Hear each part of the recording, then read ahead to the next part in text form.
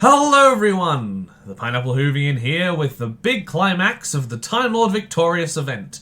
The novel, All Flesh is Grass. This book is the combination of almost all of the previous Time Lord Victorious stories and a sequel to the previous novel, The Knight, the Fool and the Dead. My review in the description.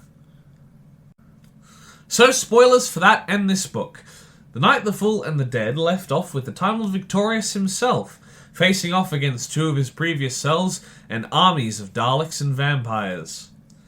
Now with that information, let's get into it. The book starts with a fantastic confrontation between the three doctors. No, not those three. Using contact, where eventually the Time Lord Victorious decides to step down a bit. But due to the advances of Brian, the Daleks and the vampires, the battle continues, ending with the 10th Doctor and his final ship, the RMS Donna, nice, retreating, with the 9th and 8th Doctor fleeing the Daleks towards 10. 10 and Brian appear on Entransix to gain some weapons against the Daleks, but come across a weakened caged vampire captured from 9's fleet. 9 and 8 appear with their pet plant Hector. Let's talk about him for a second. Throughout this story, we're constantly reminded of Hector, the spider plant, who has the key role of explaining how the previously mentioned vampire, Madame Ikala, views life as a member of her species. Weird. The Daleks descend on the planet, once again splitting up the cast. The Daleks looking for the Doctors, and maybe even Ikala.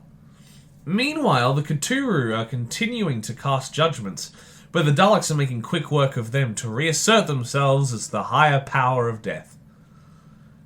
The 8th Doctor, 10th Doctor, and Brian escape in the RMS Donna, with some really good dialogue between Brian and 8, referencing their previous meeting in He Kills Me Not. Again, review in the description.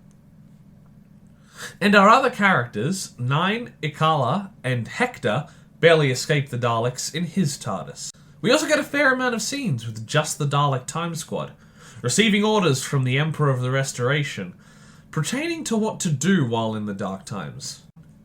And after they destroyed the 9th Doctor's vampire ship, they have captured a great vampire of the highest rank, splicing its DNA into a Dalek's, creating a writhing, death-driven creature called the Dalek Symbiont.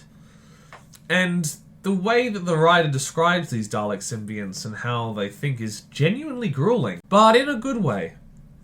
Next, 9 and Ikala land on a distant planet, where the peaceful people there are living their lives, waiting for their gods to return with resigned faith.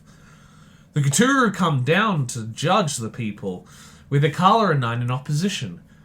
But once again, the Daleks use their power against the Cthulhu, attacking the three, and the aforementioned village.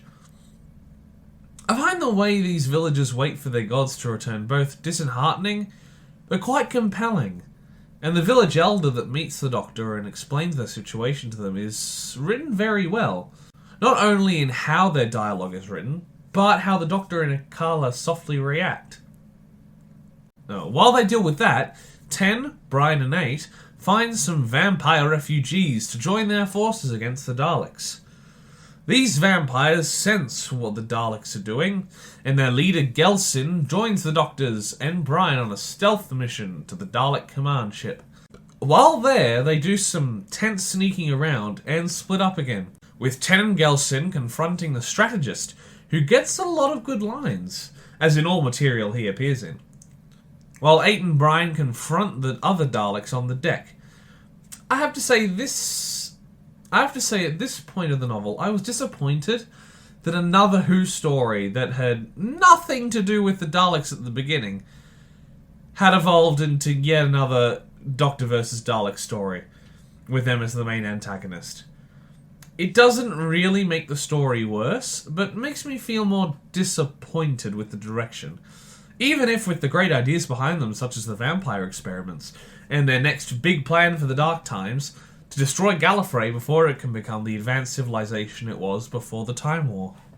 Back with 9 and Ikala, they head to one of the planets that the Cthulhu had judged, that is devoid of life except for a single biodome, hiding who at this point must be the last of the Cthulhu, Inyit, who after being disillusioned from the Cthulhu's faith, stayed there to tend to the gardens and wait for her death that she sensed the 10th Doctor had given her.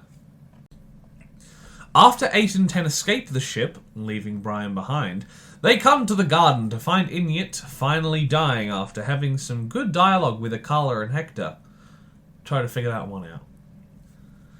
Brian, being left on the ship, is confronted by the Dalek symbiont, and eventually saved by the Doctor. The standoff is quite well done here, and honestly I love the amount of depth Brian is given in this book. Learning that the Daleks are now seeking the destruction of the preformed Gallifrey, the 3 Doctors gear up and battle the army of Dalek symbionts in the sky above Gallifrey. Even though this doesn't live up to the expectations of the Time Lord Victorious event, this is quite a good climax. Meanwhile, Brian, Ikala and Inyit, with the remaining vampires, attempt to protect the biodome from the attacking Dalek symbionts. Inyit uses her remaining power to kill the Dalek symbionts, leaving the Dalek forces crippled in their damaged ship. The 8th Doctor leaves the Dark Times on the Dalek saucer, leading into the Big Finish story, Mutually Assured Destruction. Link to my review in the description again. Leaving the 9th and 10th Doctor to reconvene at the biodome. As Inyit dies, she gives the last of her energies to Ikala, leaving Ikala as a hybrid of sorts. The hybrid? No, not that type of hybrid. And she starts to change, even smiling, which she hadn't done in this whole book. The Doctors discuss what happened, referencing the Brothers Grimm tale told multiple times in The Night, the Fool and the Dead.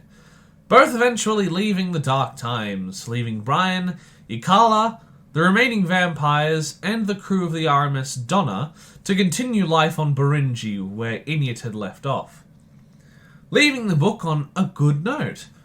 Even though it is mentioned in the text, I'm still not sure which Doctors would be the Night, the Fool, and the Dead, because a lot of those could refer to almost any of these 3 Doctors in my mind. Finally, this may not be the final entry in the Time Lord Victorious event, but I feel like it's a good resolution to the 10th Doctor's arc. Even if it did have to resort to devolving the story to Doctor versus Daleks to make the Doctor morally good again. But taking that into account, the story still works very well, using the interesting dynamics and personalities of the Time Squad Daleks to its advantage to make the general Doctor vs. Dalek storyline more unique among the many others in the show's history. But be warned, this story is better understood with the knowledge of the great vampires from the classic story State of Decay, and with the knowledge of where the Doctors 8 and 9 have previously been in this event, in the Doctor Who magazine comic Monstrous Beauty, and the Big Finish Time Lord Victorious audio stories. Overall, I give Time Lord Victorious All Flesh is Grass by Una McCormack a 9 out of 10. Also, Hector is the best character. Thank you everybody for watching this review. I absolutely loved this book. Please leave a like down below if you liked the video. Please subscribe to the channel if you like what I'm doing here. And remember, if you do subscribe, to ring that notification bell so you are told by YouTube every single time I make an upload. Once again, thank you for watching, and I'll see you in the next one. Bye!